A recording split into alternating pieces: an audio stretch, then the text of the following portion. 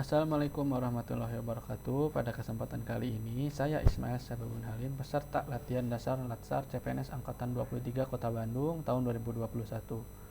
Pada kesempatan kali ini, saya akan menjelaskan mind map, wawasan, kebangsaan, dan bela negara yang sudah saya pelajari dari modul MAOC 1 dan 2. Pada modul MAOC 1 dan 2, saya belajar tentang wawasan kebangsaan, juga nilai-nilai bela negara.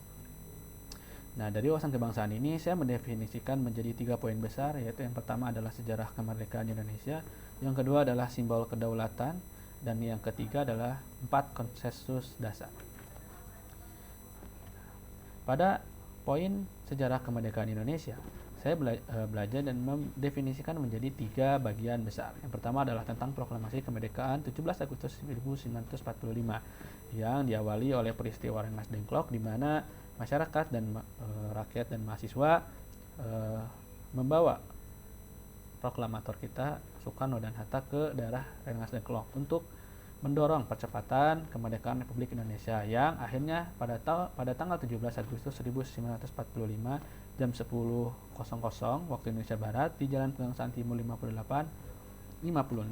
Indonesia merdeka juga. Kemudian selanjutnya masuklah kepada Hari Kebangkitan Nasional. Pada poin ini saya belajar bahwa Hari Kebangkitan Nasional ini didasari pada peraturan presiden atau keputusan presiden Republik Indonesia nomor 316 tahun 1959, di mana setiap 20 Mei dianggap atau dijadikan hari resmi sebagai Hari Kebangkitan Nasional, di mana sejarahnya adalah diambil dari terbentuknya Budi Utomo pada 20 Mei 1908. Kemudian selanjutnya ada poin ketiga, yaitu Sumpah Pemuda, sebuah pergerakan yang memberikan perbedaan pada proses kemerdekaan Republik Indonesia. Perjuangan para pemuda untuk menjadikan Indonesia merdeka, di mana Sumpah Pemuda diselenggarakan setiap tanggal 28 Oktober, di mana diambil dari peringatan kegiatan Sumpah Pemuda kedua yang diselenggarakan 28 Oktober 1928, yang sebelumnya diprakarsai oleh Sumpah Pemuda 1 pada tanggal 2 Mei 1926, yang didapatlah hasil 3 dekret, yaitu yang pertama adalah kami putra dan putri Indonesia mengaku bertumpah darah yang satu tanah Indonesia. Kemudian yang kedua, kami putra dan putri Indonesia mengaku berbangsa yang satu bangsa Indonesia. Dan yang ketiga, kami putra dan putri Indonesia menjunjung bahasa persatuan bahasa Melayu.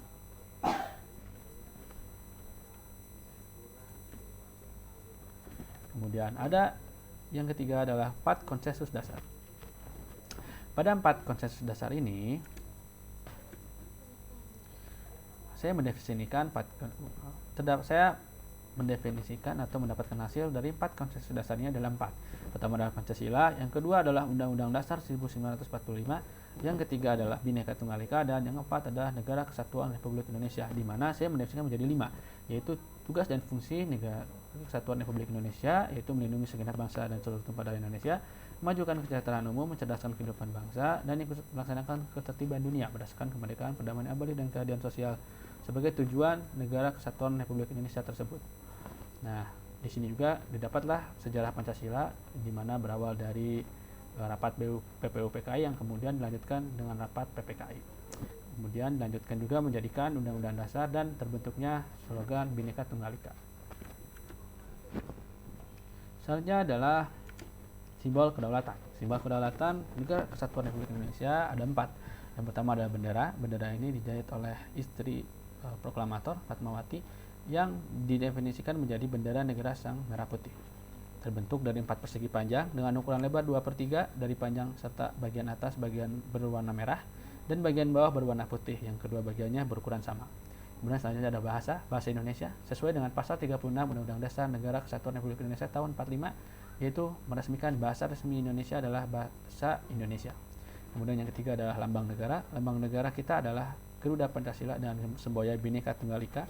Garuda dengan perisai sebagaimana dimaksud dalam memiliki paruh, sayap, ekor, dan cakar yang mewujudkan lambang tenaga pembangunan. Garuda memiliki sayap yang masing-masing berbulu 17, ekor berbulu 8, pangkal ekor berbulu 19, dan leher berbulu 45. Yang terakhir adalah lagu kebangsaan, yaitu Indonesia Raya, yang digubah oleh W.G. Rudolf Supratman. Yang terakhir adalah bela negara. Pada materi bela negara ini saya mendefinisikan bela negara menjadi 4 poin. Pertama adalah sejarah bela negara. Kenapa bela negara ada adalah dikarenakan adanya agresi militer Belanda 1 dan 2 yang terjadi di Solo dan Yogyakarta. Kemudian pada 18 Desember 2006, Presiden Republik Indonesia Dr. Haji Susilo Bambang Yudhoyono menetapkan tanggal 19 Desember sebagai Hari Bela Negara.